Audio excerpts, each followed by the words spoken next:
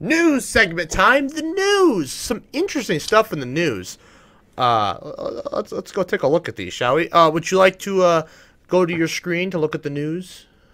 No. Please.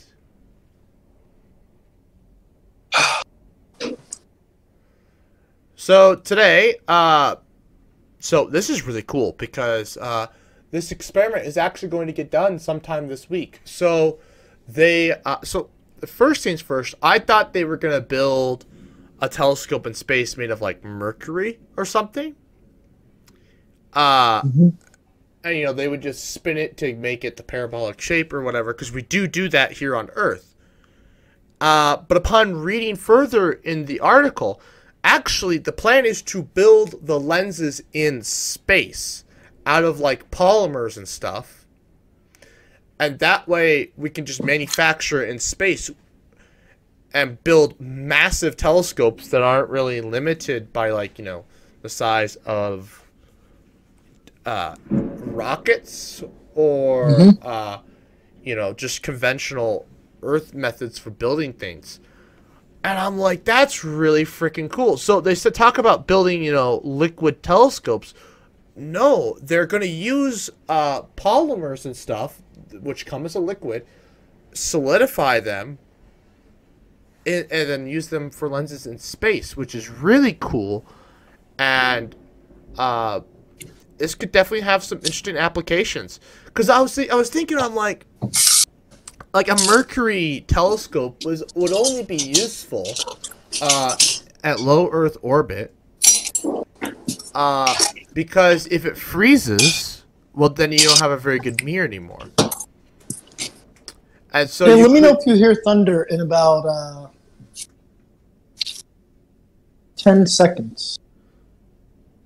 No, probably more like 20. Okay. We're going to wait for the thunder here, kids. Good night.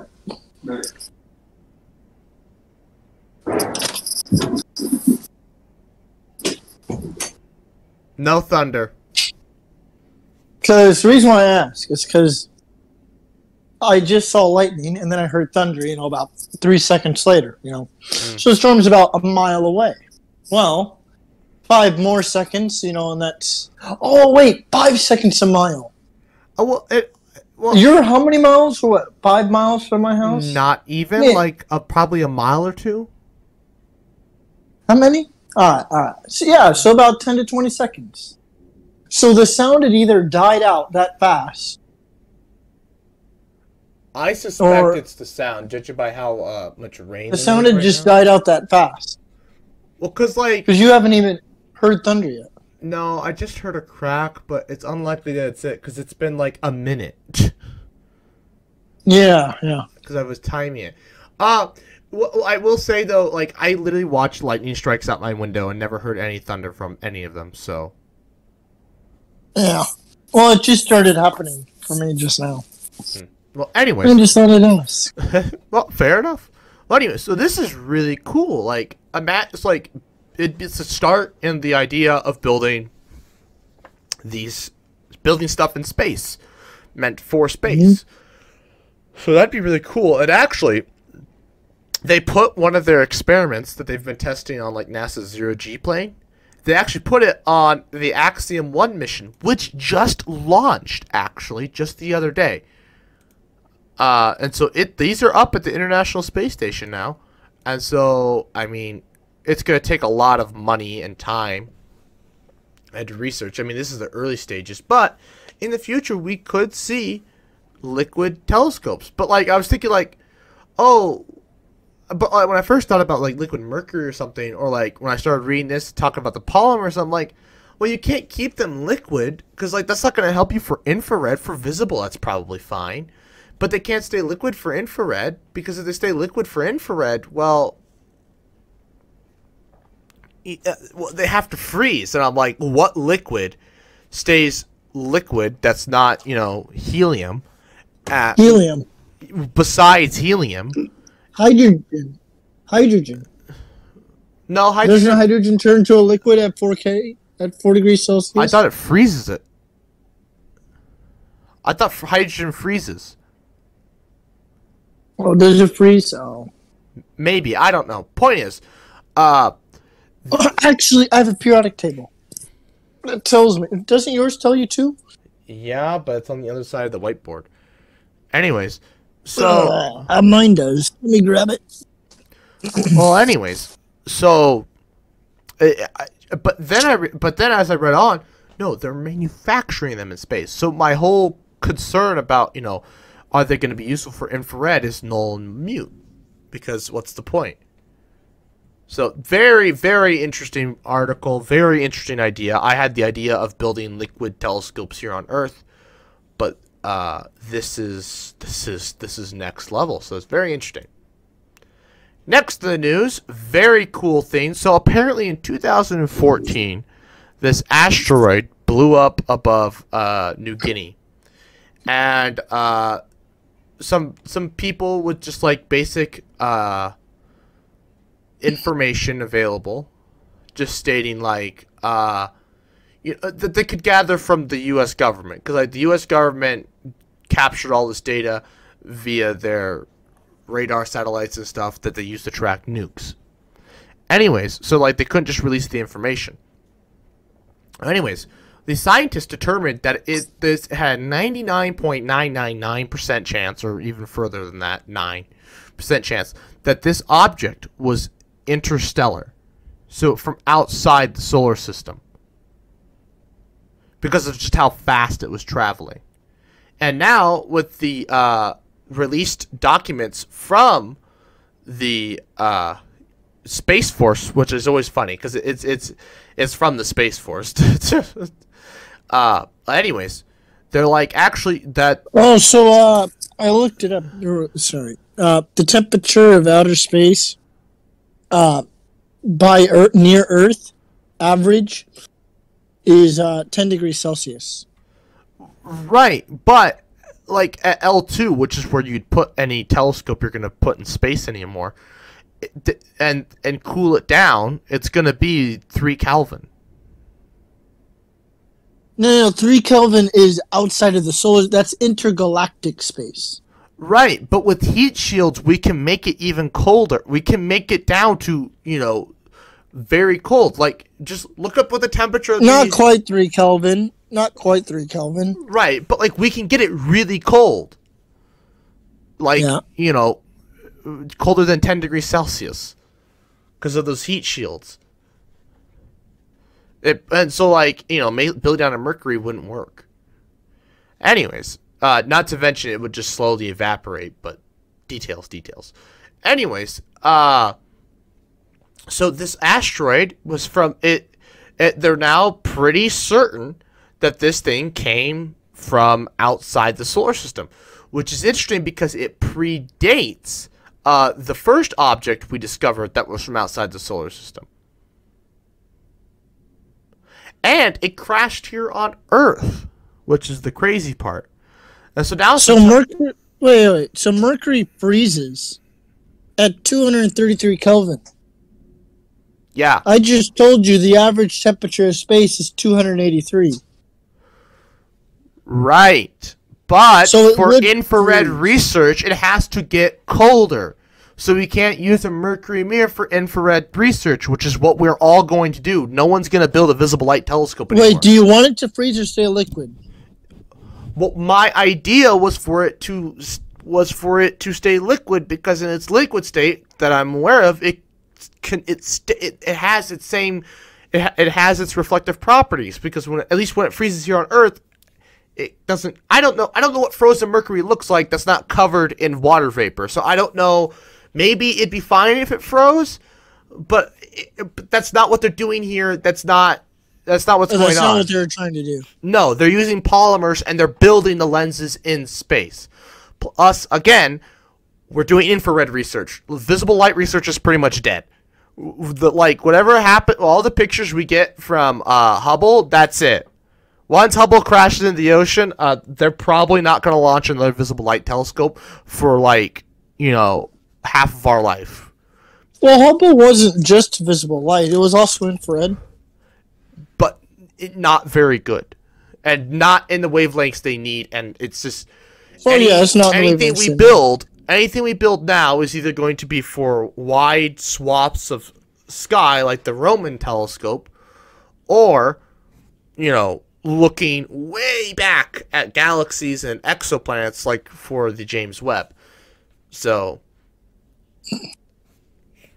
the thing is, though, I don't know why these lenses they're talking about, though. I don't know why you'd build them for infrared, because I don't see a point.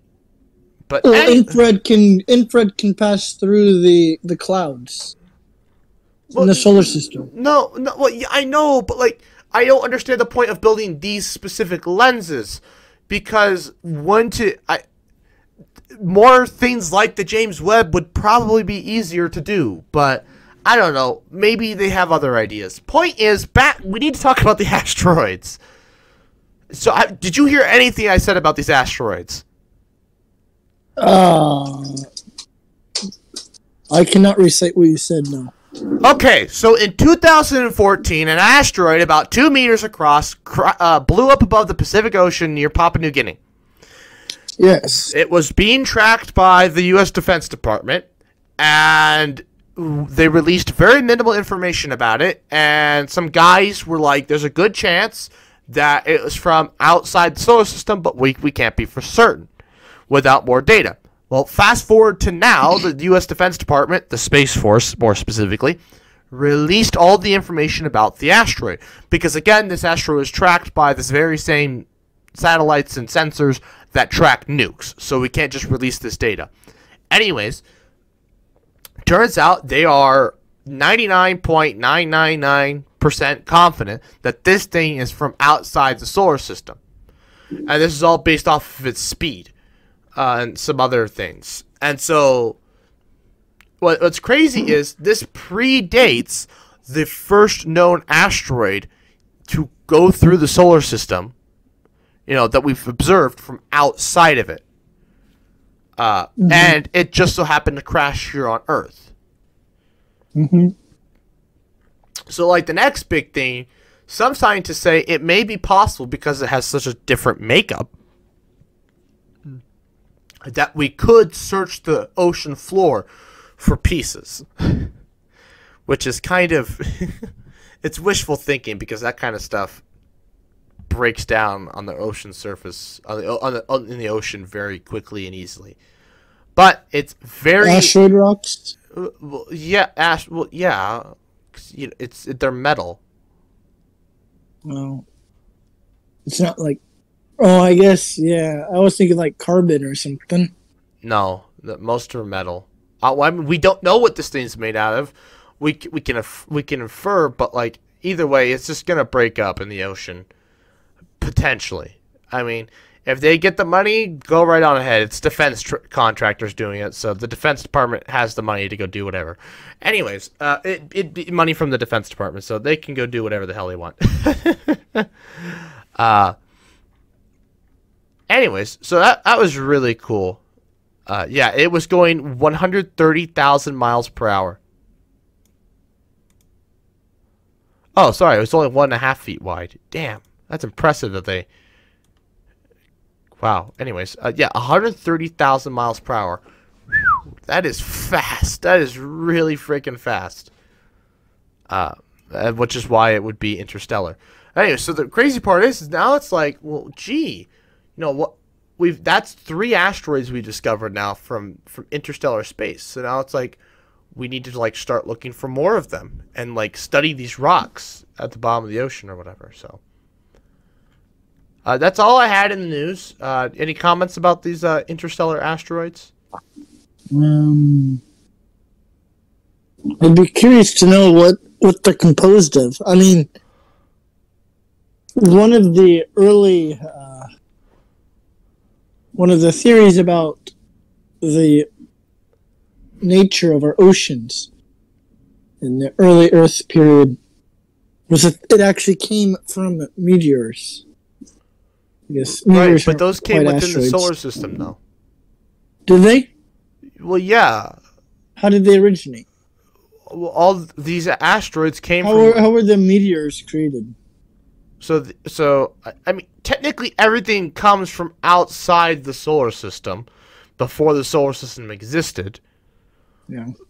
But, once the solar system started to get formed and the sun started to, produce nuclear fusion, they, most of the stuff that hits the Earth came from inside the solar system. So all that water that's here on Earth, that existed here in the solar system already.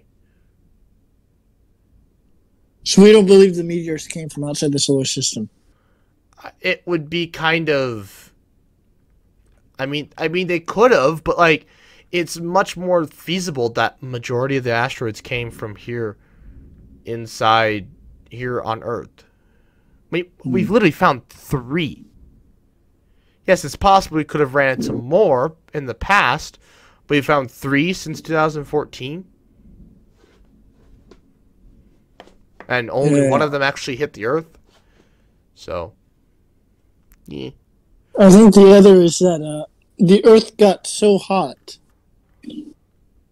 and all the water had condensated into clouds that blocked out the heat, allowing the Earth to cool. And all the water vapor fell and it rained for ages. I don't know about geological ages, but it rained for a very long time. See, the interesting... Until eventually we had an ocean. So the rain thing, that's not what caused it to cool, though. The rain caused it to cool. Because, like, water vapor... Yeah, the clouds caused it to cool. Well, no. So water vapor is one of the best greenhouse gases. Also, it would have made it hotter. In theory, yes. So then how'd it cool? I'm not entirely sure. It could have just been, the Earth just slowly cooling over time without the asteroid impacts. And then that allowed it to rain, and then the rain caused it to cool off faster. Because there's less water vapor in the atmosphere. Or if the CO2 in the atmosphere, if there was any, got absorbed by the rocks on the surface. And that allowed the Earth to cool off enough for it to rain. And that allowed it to cool off even more because there's even less greenhouse gases in the atmosphere. Theoretically. I don't know. That's kind of just something I'm coming up with on the spot. I don't know. But I didn't think that the clouds forming caused it to cool off because that doesn't seem too realistic because water vapor is just that good at trapping infrared radiation. Yeah. And I know that because I've done extensive research on greenhouse gas emissions for college papers.